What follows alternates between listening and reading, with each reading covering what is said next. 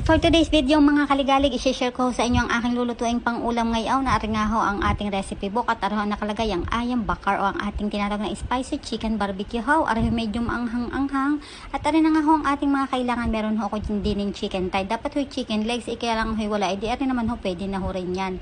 At meron ho tayo dyan ketchup manis, meron po tayo dyan gula malaka, tapos may lemongrass at saka ho aray mga are. Ang ating gagamitin ho yan sa ating rempan tinatawag nila yan, dried chili, shallot, bawang at saka ho yung candle nuts. Ayan ho, ayan ang mga gagamitin ho natin.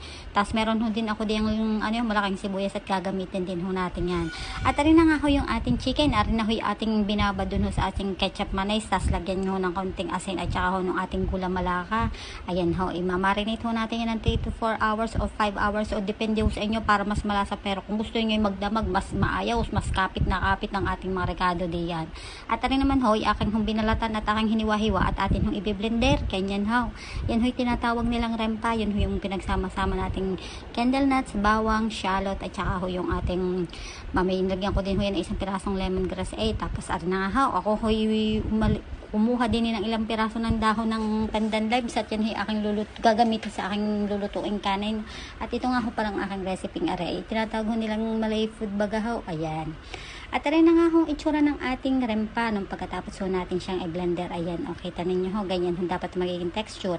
At rin ho ang ating sibuyas na yan sa ating aring lemongrass ay atin hong isasangkutsayan ng maging medyo pag yan yung sibuyas nyo inyong sinangkot at naging puti-puti na malinaw na, idadagdag na ho natin yung ating rempang yawn. Ayan ho ating lulutuin hanggang madry. Daragin nyo ng kaunting tubig para ho talagang maluto. At arin naman ho yung ating mga mixed vegetable. Mamaya atin ho yung gigisa-gisahin lang at yan ho isa din ho sa ating ihahayin mamaya sa ating mga amo-amo. At arin na nga ho ang ating rempa nung maluto. Ganyan ho magiging itsura. Yan ho ilalagay natin mamaya habang iniihaw natin o ginigrill ng ating manok. At arin na nga ho yung ating chicken na yan. O diga, pag-garnin na ho magiging itsura niyan pag ating natapos iluto. Yan ginred ko sa oven.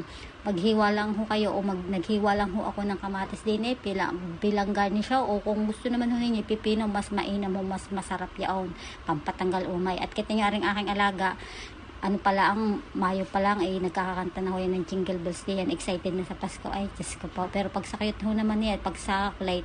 At arin na ho ang ating kinamukat-mukatan, ang ating linisin ay gayaan talaga ang buhay. Ay siya hanggang din na lang ho. Salamat sa panonood.